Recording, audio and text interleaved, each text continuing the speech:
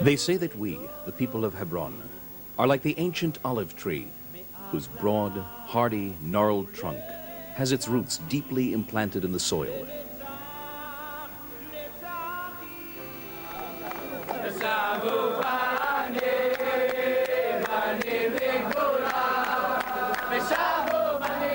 Rabbi Mordechai Moti Elon visits the cave of Machpelah in Hebron with the rabbis, educators, and students of the yeshiva that he heads.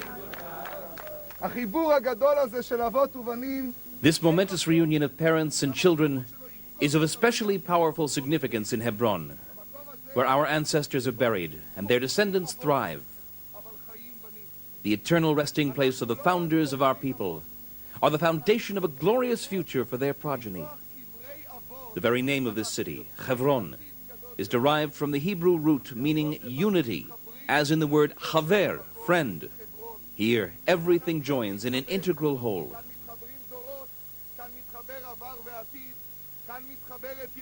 Generations mingle. Past merges with future. Celestial Jerusalem joins earthly Jerusalem. Present and eternity become one. Some 4,000 years ago, the patriarch Abraham purchases the cave of Machpelah in Hebron.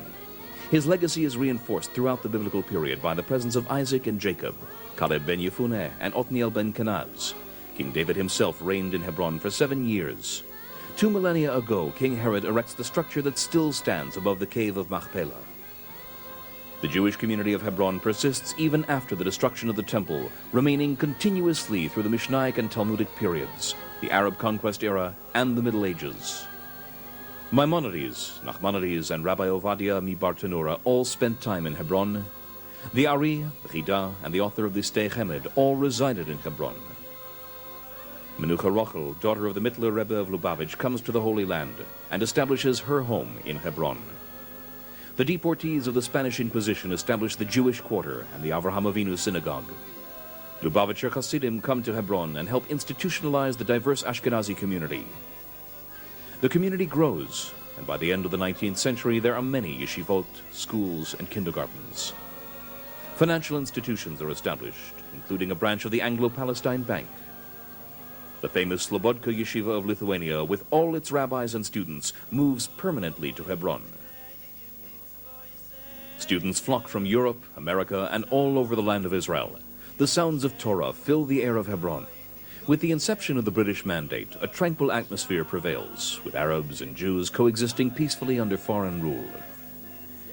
It seems that the trunk of the olive tree is sturdy and anchored. Then come the riots of summer 1929, and the tree is suddenly severed. The Mufti Amin al-Husseini, a Nazi sympathizer, incites toward murder of the Jews. Arabs slaughter Jews throughout the land of Israel, but the pogrom is most brutal in Hebron. Jews are butchered with axes and knives. Women are tortured, raped, and burned to death. Synagogues are destroyed. Yeshivas set ablaze. But the olive tree of Hebron gains strength. New branches grow, heralding return. The Six-Day War. We return to Hebron. No longer restricted to the seventh step, the Jewish people enter the cave of Machpelah. Pesach 1968, a group of settlers headed by Rabbi Moshe Levinger checks in at the Park Hotel in Hebron and remains there. A few weeks later, they move to the nearby military government complex.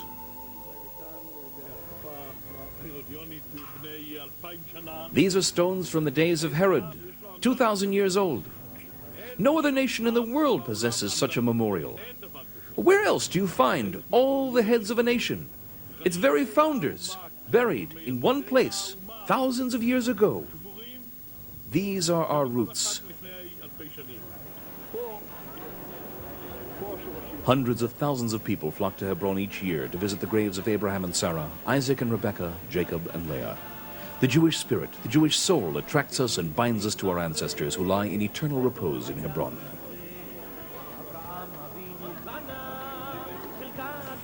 Hebron's residents are suffused with dedication and heroism, like the women who strove for the right to settle at Beit Hadassah. They continue to strike deep roots in the city of the patriarchs and matriarchs, keeping up a constant struggle for every building and every home. The children of Hebron grow up at Beit Hadassah, Beit Hasson, Beit Schneerson, and Tel Romeda, site of ancient Hebron. They derive so much strength, vitality, and joy of living from these small courtyards. Children of all ages play together here.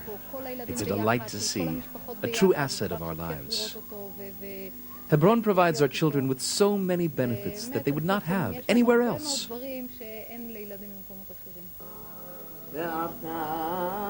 Avraham Avinu Synagogue was razed in the 1929 riots. The site was used as a goat pen and a refuse dump until we returned to Hebron. It has since been rebuilt and refurbished and now stands at the heart of the Avraham Avinu neighborhood. There's a special atmosphere in this synagogue, a spirit of sanctity. You can sense the bond between the patriarch Abraham and this holy city. It's a feeling of reciprocal love and awe. Avraham Zerbiv, a scribe, lives in the Avraham Avinu neighborhood. In France, he belonged to Bnei Akiva. He came to Israel in its Hakshara program, studied Torah, and moved to Hebron. 2 years ago, he was severely injured when attacked in the Kasbah of Hebron. He has since recovered, thank God, and continues to raise his children here in Hebron. Ami Deri, also a Hebron resident, is a building contractor. Nearly all his employees are Jews. Ami is now nearing completion of a 2-story building, providing premises for a daycare center as well as apartments for families. The Jewish Community Council in Hebron has assumed financial responsibility for these projects.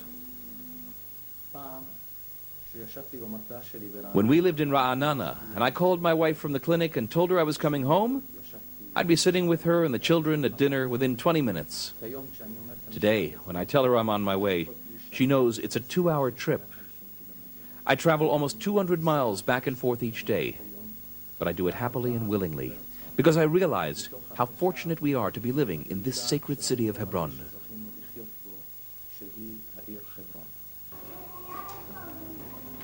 The children of Hebron are the young branches of the deeply rooted olive tree.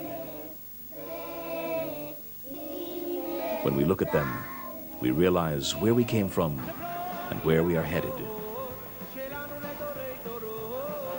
Despite all the hardships of the past few years, Hebron is building, welcoming new residents, and raising children, lots of children. Together with these children, we will build a common future with the State of Israel and the Jewish people.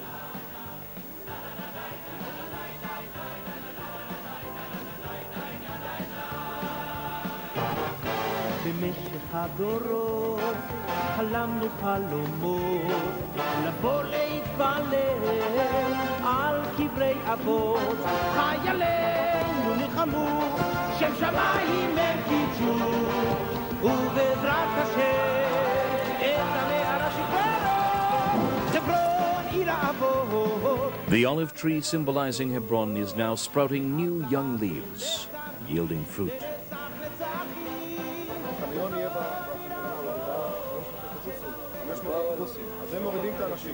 We face the future with hope and anticipation.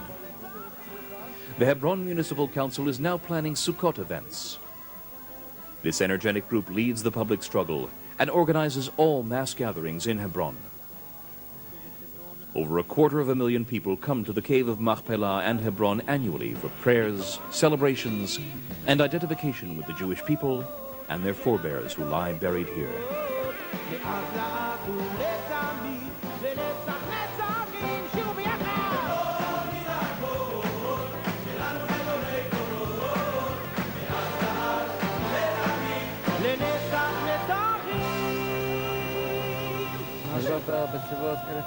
Residents of Hebron look to the future in faith and hope. New neighborhoods are planned on Jewish land throughout Hebron. Construction is already underway. 10 new homes will be built in the Avraham Avinu neighborhood. Jews from Israel, Antwerp in Belgium, Brazil, and the United States are helping to build Hebron. Especially prominent is the noted philanthropist and Lubavitcher Chassid, Rabbi Yosef Yitzchak Gutnick. With the blessing of the Rebbe, he has become a partner in the extensive Hebron construction enterprise.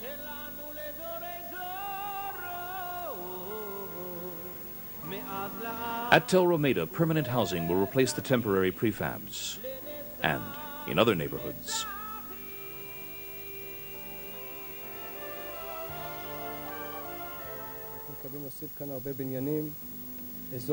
We hope to construct many new buildings here. The entire marketplace is listed as Jewish-owned in the land registry.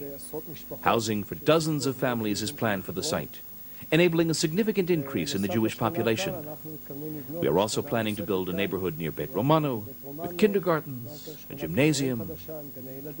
With God's help, we hope that hundreds of Jews will move to Hebron over the coming years, creating a permanent and eternal reality in this city.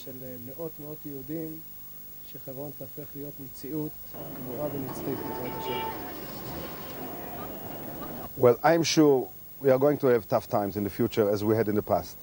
But if we did all this way till now, all the public struggle that we had, and Baruch Hashem, thank God, Hebron is now Jewish. There is a Jewish community.